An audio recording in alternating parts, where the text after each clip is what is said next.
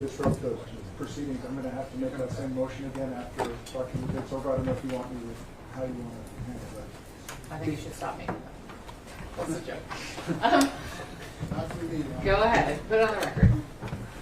Well, I would move now for a mistrial under CPRC 4111. Okay, that's denied. Thank you. I have just some very briefly, Okay. if Your Honor.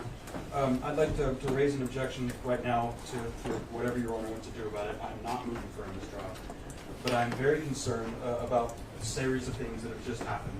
And I want to make sure that everybody in the room is on the same page. Mr. Reynal had told the jury that there was 29 minutes total of influence videos. He played 51 minutes in a single video, so we know that's not true. He tried to tell the jury about Ms. Lewis's testimony about 3 billion page views, that she had testified that it was 3 million individuals, which he explicitly said was not and could not be determined. And in fact, were people returning multiple times, attempted to mislead the witness into thinking that's what she was saying. He has routinely, every single day of this trial, broken rules that a first-year lawyer knows.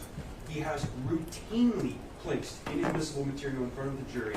It is from our perspective at this table that Mr. Reynal is actively trying for a mistrial. And obviously we don't want that to happen. We would hope that at this point we could have Mr. Reynal instructed to please follow rules which we all know he very well knows, and to not attempt to sabotage what has happened to the plaintiffs.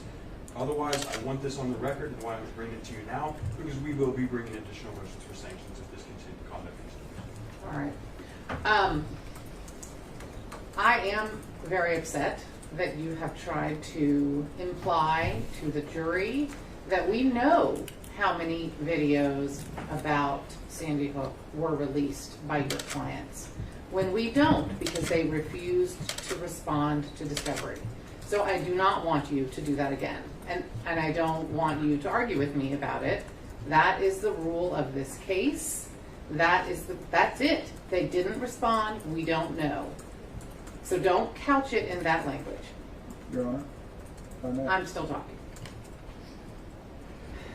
I'm not really being asked to do anything except tell you to follow rules, which I feel like I've done many times already. We've had multiple conversations about how I know you know what the rules are, and you know what the rules are, but you've chosen not to follow them on occasion. And I'm asking you again, follow the rules. We are not going to take up sanctions in the middle of this trial. So if somebody wants to file a motion for sanctions, we will take it up at the conclusion of the trial. If I believe actions in front of me rise to the level of contempt of court, I will deal with that when it happens. Had I been in the room the day there was the altercation, we would be in that situation, but I was not.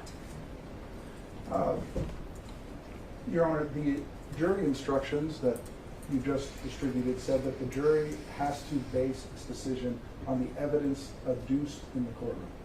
Frankly,